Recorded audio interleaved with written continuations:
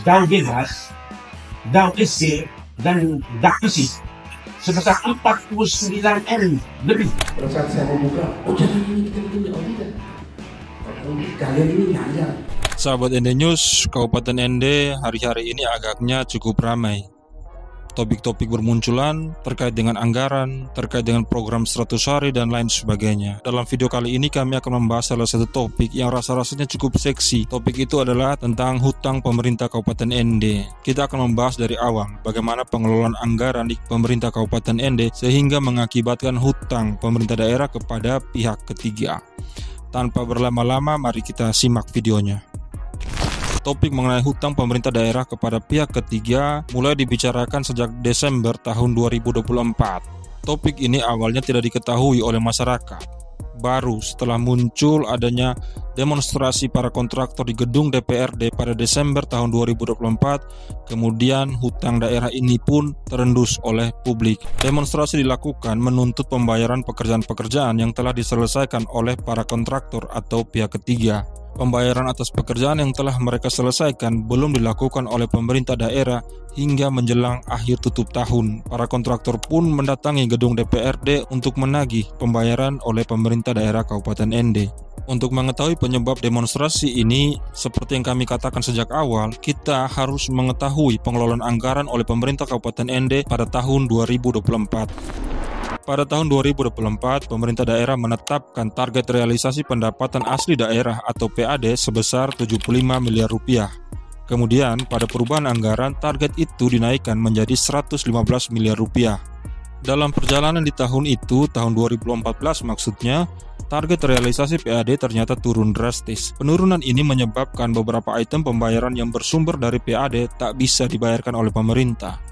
Pemerintah pun kemudian menutup celah tersebut dengan melakukan pengalihan dana-dana yang bersumber dari DAU bebas, DAU fisik, dan spesifik grant untuk menutup defisit anggaran tersebut. Total anggaran yang dialihkan saat itu mencapai 49 miliar rupiah. Mengenai pengalihan anggaran dilakukan oleh pemerintah daerah ini, awalnya publik tidak pernah mengetahui. Pemerintah saat itu sangat tertutup dan tidak memberikan informasi terkait dengan pengalihan anggaran ini. Padahal anggaran ini telah ditransferkan oleh pemerintah pusat untuk membayar pekerjaan-pekerjaan yang telah diselesaikan oleh para kontraktor atau pihak ketiga. Karena itu seperti dikatakan sejak awal, persoalan ini baru terendus sejak demonstrasi para kontraktor pada Desember tahun 2024. Para kontraktor mengamuk di gedung DPRD ND mengeluhkan pembayaran atas pekerjaan yang telah mereka selesaikan, namun belum dibayar oleh pemerintah daerah. Di gedung DPRD, para kontraktor pun dipertemukan oleh DPRD ND dengan pihak pemerintah. Saat itu, anehnya pemerintah memberikan berbagai alasan kepada pihak kontraktor yang ternyata dalam rapat tersebut ternyata terbantahkan. Saat itu pemerintah beralasan bahwa paket pekerjaan di Dinas P dan K tidak terinput di dalam aplikasi Sirup. Namun alasan ini dibantah bahkan oleh pemerintah itu sendiri. Adalah bagian pengadaan barang dan jasa pemerintah Kabupaten ND yang membantah hal itu dan mengatakan terkait dengan batasan penginputan tanggal 31 Maret. Sebenarnya tidak ada batasan di tanggal 31 Maret sehingga penginputan bisa dilakukan setelahnya. Kemudian pemerintah juga memberikan alasan lain bahwa ada surat dari Divisi Pencegahan KPK. Alasan tersebut pun ternyata mengada-ada sebab KPK menginstruksikan hal lain, bukan pemeriksaan terhadap proyek-proyek tersebut. Setelah memberikan alasan-alasan yang kemudian terbantahkan dalam pertemuan tersebut, akhirnya pemerintah mengalah. Namun meskipun mengalah, pemerintah tak memberikan kepastian.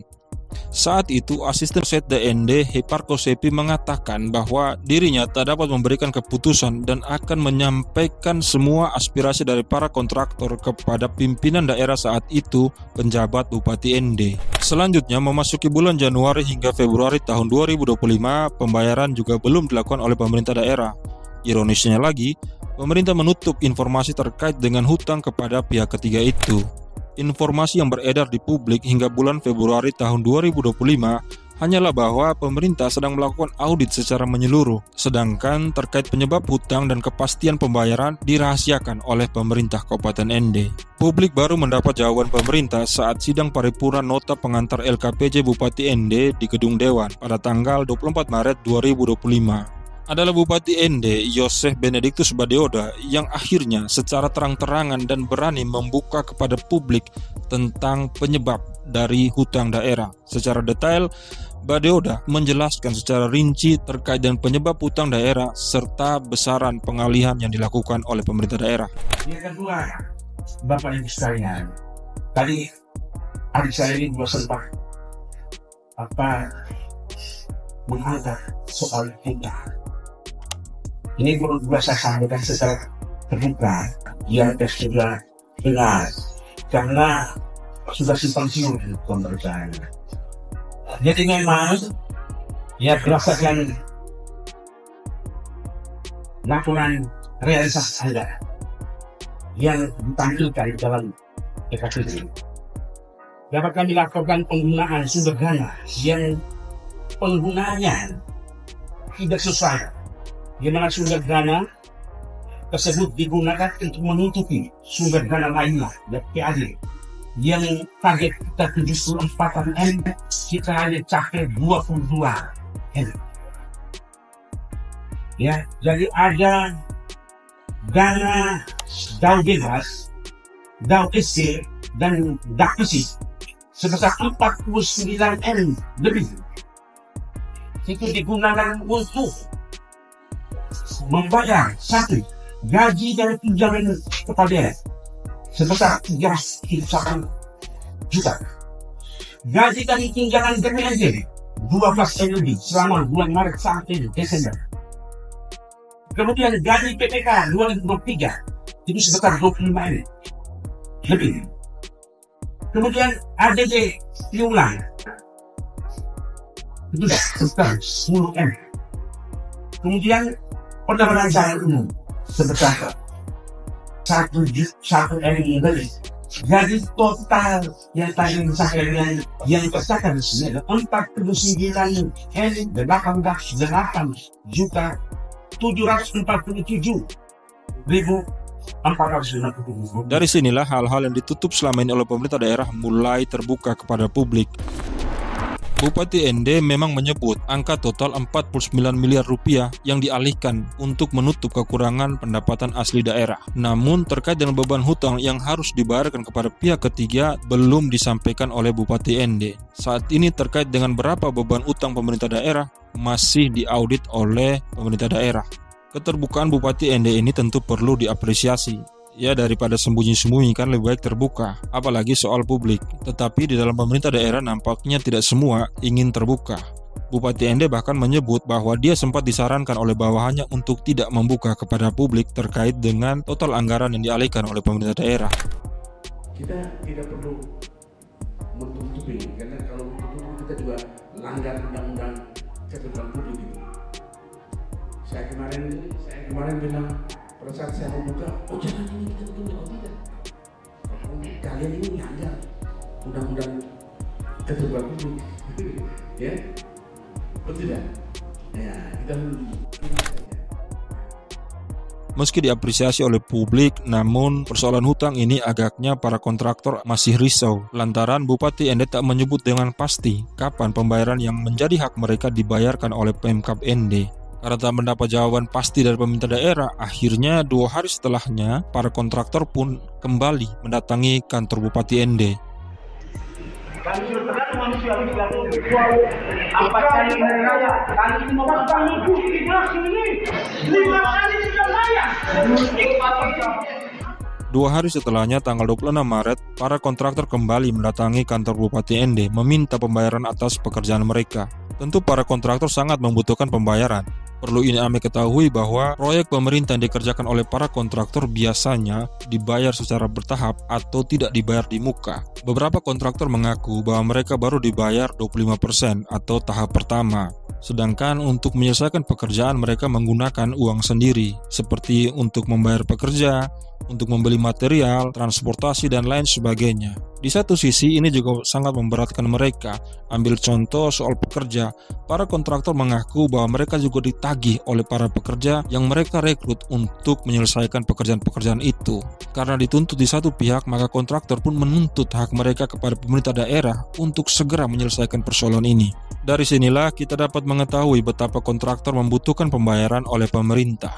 Namun, usai melakukan aksi di kantor bupati, para kontraktor kembali tanpa mendapatkan kepastian. Bupati ND saat itu hanya menyampaikan agar menunggu hasil audit yang dilakukan oleh pemerintah daerah.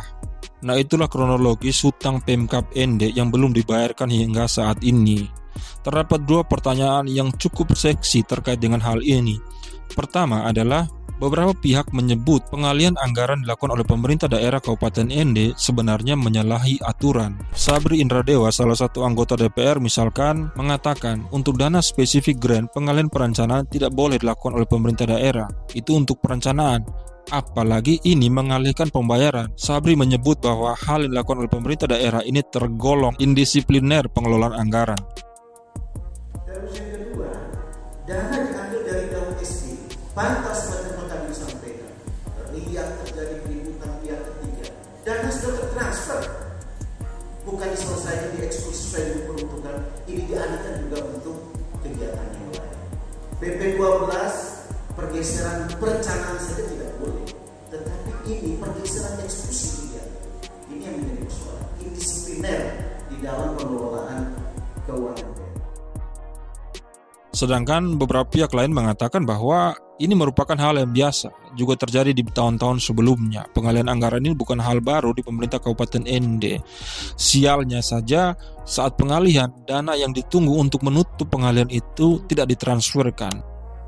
Contoh gaji kan ada sumber pendapatan. Ketika pendapatan itu belum muncul, kita tahan dulu yang ini, biasa manajemen kas. Ternyata tahun kemarin di luar ekspektasi kita. Ada sumber pendapatan yang tidak jalan bersama seperti sumber pendapat lain, saling mengisi kembali, itu yang tidak terjadi, sehingga terjadilah defisit.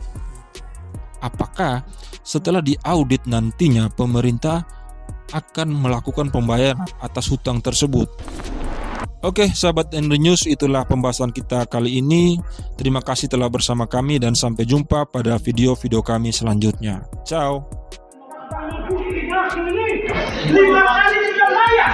Sebesar 49 M lebih. Pada saat saya membuka, oh jangan ini kita begini, oh tidak. Kalau mungkin kalian ini nyanggar.